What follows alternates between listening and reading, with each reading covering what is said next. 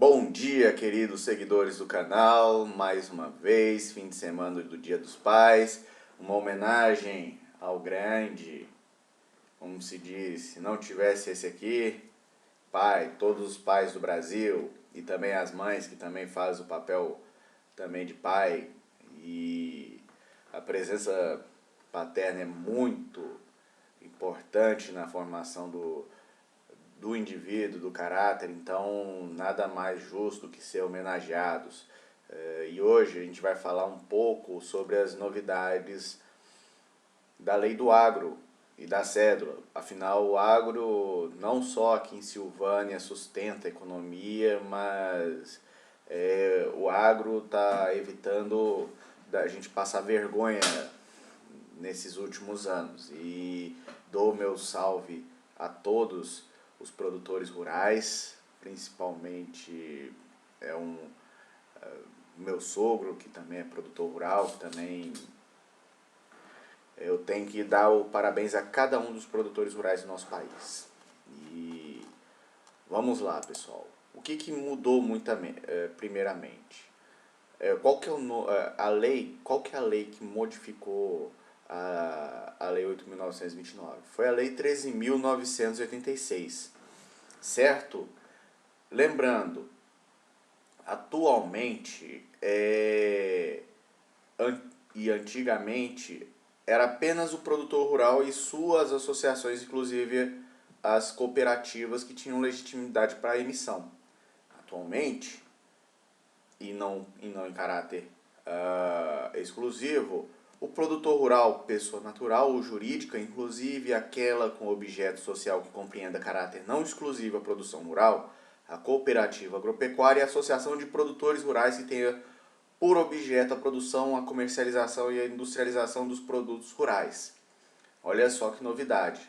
A questão aumentou o rol para a emissão da cédula de produto rural, certo? Outro destaque que tem que ser considerado é que na antiga lei não havia previsão que a emissão da CPR por pessoas naturais ou jurídicas que explorem floresta nativa ou plantada. Isso vai desenvolver muito a exploração de produtos florestais. Todos pensam que eucalipto, não só eucalipto, mas também mogno africano, bambu, entre outros produtos de natureza florestal. E isso vai transformar muito e até vai agregar muito valor, e principalmente para a agroindústria e também para a produção da indústria moveleira. Isso aí é extremamente importante. Quais são as informações necessárias no corpo da cédula de produto rural? A denominação cédula de produto rural, como é um título de crédito, e cédula de produto rural com liquidação financeira, se for o caso, que eu vou explicar pormenorizadamente em outro vídeo. Data da entrega ou vencimento, se for o caso. Acrescentar o cronograma de liquidação, nome e qualificação do credor e cláusula ordem. Entende-se por cláusula ordem a faculdade que tem o titular de um direito de crédito, leia-se credor, de transferir esse direito a outra pessoa, juntamente com o documento que o incorpora. Também a promessa pura e simples de entrega ao produto, ou seja, não é válida a questão impor condições, termos ou encargos na entrega do produto.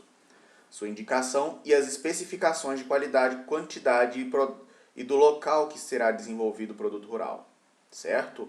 Local e condições de entrega. Descrição dos bens cedularmente vinculados em garantia, com nome e qualificação de seus proprietários e nome e qualificação dos garantidores fidejussórios, certo? Data e local da emissão. Nome, qualificação e assinatura do emitente e dos garantidores, que poderá ser feita de forma eletrônica, ok? E também a forma em condição de liquidação, ok? Bem como os critérios adotados para obtenção do valor de liquidação da cédula, certo? Lembrando que não houveram alterações referentes à descrição dos bens vinculados à garantia, certo? Ressaltando que, nesse caso, muitos cartórios estejam no corpo da cédula, mas pode ser feito em documento à parte, assinado pelo emitente, fazendo-se na menção à circunstância, ok? Lembrando, no que diz a respeito dos bens vinculados, eles vão ser descritos de modo simplificado. Ou seja, muitos registradores botam a exigência de ser pormenorizado, mas essa exigência é descabida, ok? Será identificado pela sua remuneração própria e pelo número de registro ou matrícula no registro oficial competente, certo? E dispensado, lembrando, no caso dos imóveis, a indicação das respectivas confrontações. Mas o que diz a prática? Acaba tendo a indicação porque, principalmente imóveis georreferenciados, é muito fácil inserir as respectivas confrontações. Lógico, não vai botar a descrição georreferenciada. Quem já mexeu com uma matrícula rural sabe o tamanho de uma matrícula rural e pela complexidade que ela é, mas elas são desnecessárias, certo? A CPR também pode ser aditada, ratificada e também por como? Por termo aditivo, que vai integrar ela, datado e assinado pelo emitente, pelo garantidor e pelo credor, com a formalização e o registro na forma do título original. Onde é que está esse fundamento? Artigo 3º da Lei 13.986 de 2020. Quem for produtor rural, quem mexer com agro, por favor, fiquem atentos com a nova lei, fazendo-se na cédula menção a essa circunstância, certo? Podendo também a CPR estar sujeita a ser emitida de forma cartular ou escritural. Lembrando que essa emissão na forma escritural poderá valer-se de processos eletrônicos ou digitais, podendo ser objeto de lançamento de sistema eletrônico de escrituração por entidade autorizada pelo Banco Central a exercer a atividade de escrituração. Lembrando que já houve essa tentativa com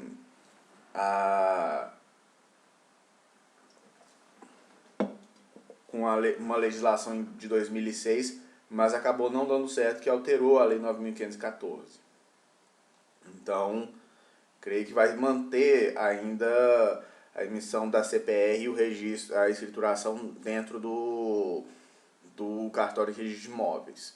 E espero que seja tanto isso, até por causa do artigo 236 da Constituição Federal.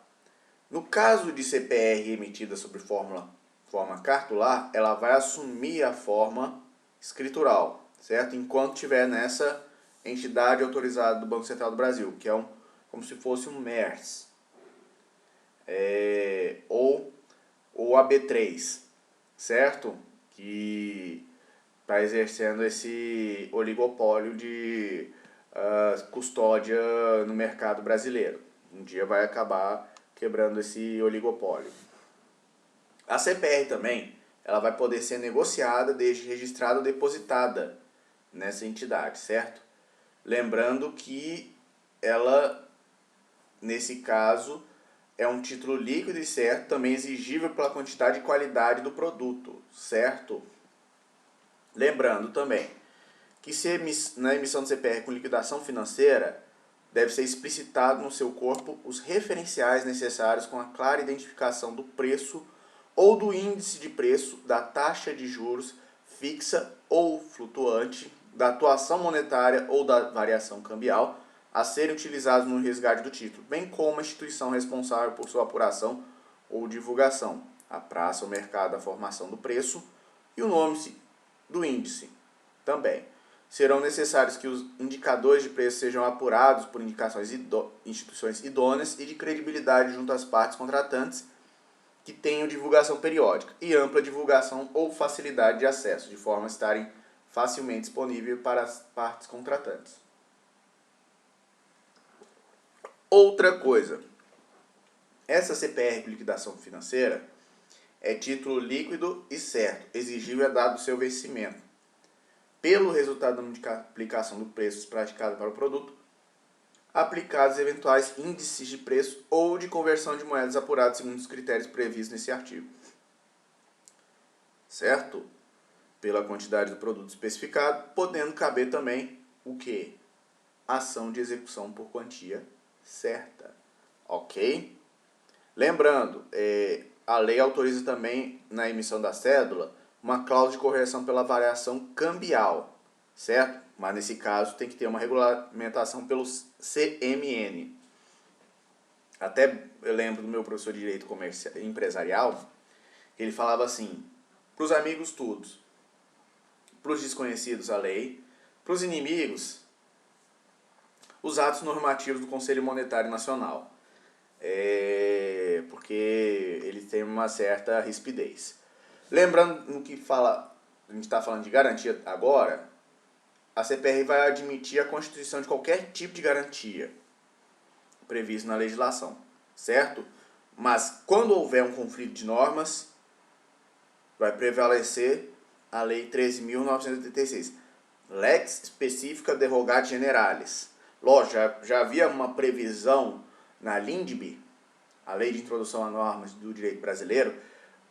Para quem é mais antigão, é a famosa LIC, Lei de Introdução ao Código Civil, mas Lex Specifica Derogata Generalis, então, mas ela é bem expressa em relação a isso, a aplicabilidade da legislação, certo? Lembrando que imóveis rurais e urbanos podem ser objeto de hipoteca cedular, certo? Aplicando os preceitos da legislação sobre hipoteca no que não colidirem com essa lei que eu falei, a 13.986, certo?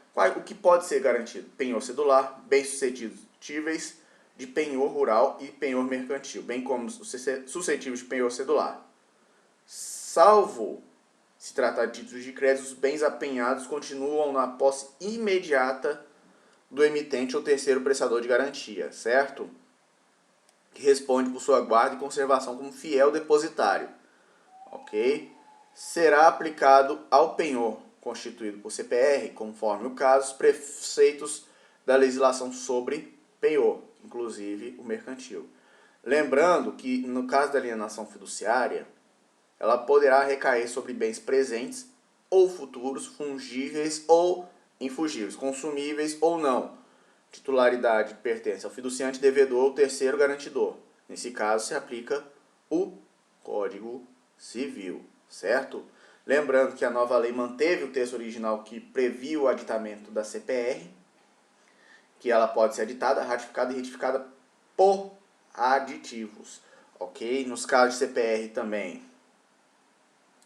de CPR emitido sob forma escritural, a transferência de titularidade da cédula produzirá os mesmos efeitos jurídicos do endosso. Lembrando que endosso se diferencia da cessão de crédito. Endosso se aplica a títulos de crédito, certo? Lembrando que o emitente da CPR ele responde pela evicção. O que é evicção? Eu vou falar posteriormente. Isso é matéria de direito civil. Para quem não sabe, evicção, em síntese, é a perda do bem decorrente de uma decisão judicial ou administrativa, agora com o novo Código de Processo Civil, certo? Lembrando que a validade e eficácia da CPR não depende de registro em cartório, de registro de imóveis, mas as garantias ela vinculadas vão ficar sujeitas ao registro no cartório de registro de imóveis, certo? Onde estiverem localizados os bens dados em garantias, devendo ser efetuado no prazo de 3 dias, contados a apresentação do título ou certidão de inteiro teor. Lembrando que nesse caso tem os 3 dias corridos, a partir do protocolo, certo?